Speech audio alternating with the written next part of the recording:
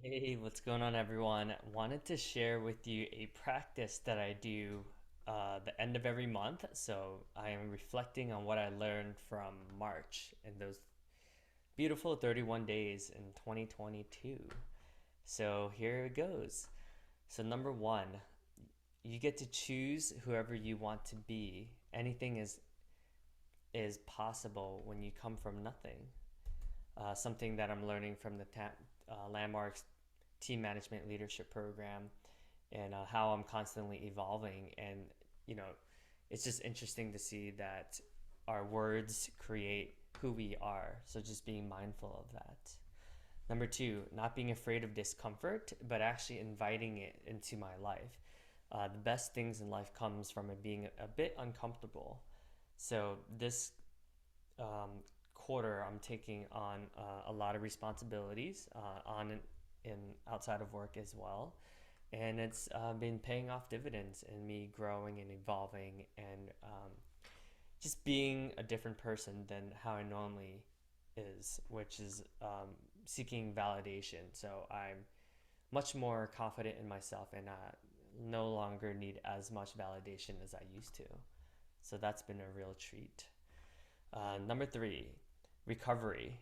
Recovery is important because I was pushing my limit pretty hard in the CrossFit Open, and I was able to take a couple weeks off.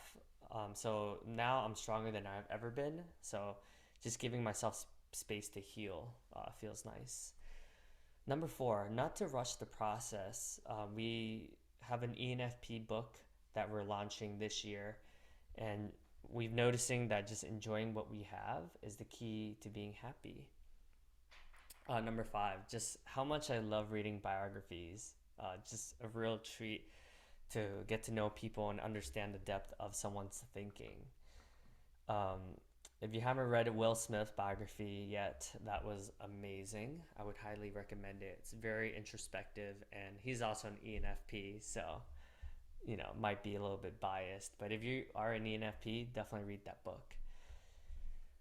Also, I appreciate the early morning piece where you have time to yourself to be able to lay down and be able to read a book undisturbed. That feels nice.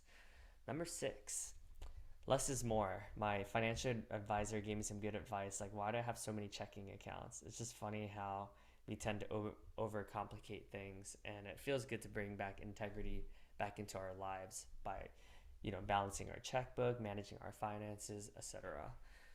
Number seven, that I am growing and I'm evolving, and that I am no longer a people pleaser. Obviously, there's going to be some elements of that, right, that will happen sometime from time to time, but just being able to make that declaration gives me power, and I'm able to value my time a lot more. Number eight, the power of networking. Sometimes I feel like I spend way too much time networking, getting to know people, but at the end of the day, it fills my cup and it brings me joy. So, advice to you all is to just respect what you love to do and don't compromise it, because as long as you're happy, if those things bring you happiness, you'll be able to perform and do better all around, and you'll just have better morale, so you'll be able to function at a much more efficient and a more productive rate. Number nine, teams and teamwork. Just want to give a shout out to my trusted partner, Adam Platnick. He's a rock star and certainly makes my job a lot easier when he's crushing it. Number 10, being able to give back. Nothing feels more gratifying than being able to help someone out. So, my challenge to you all is to share your top 10 reflections of March 2022. And bonus challenge, make a video and tag me in it. Cheers.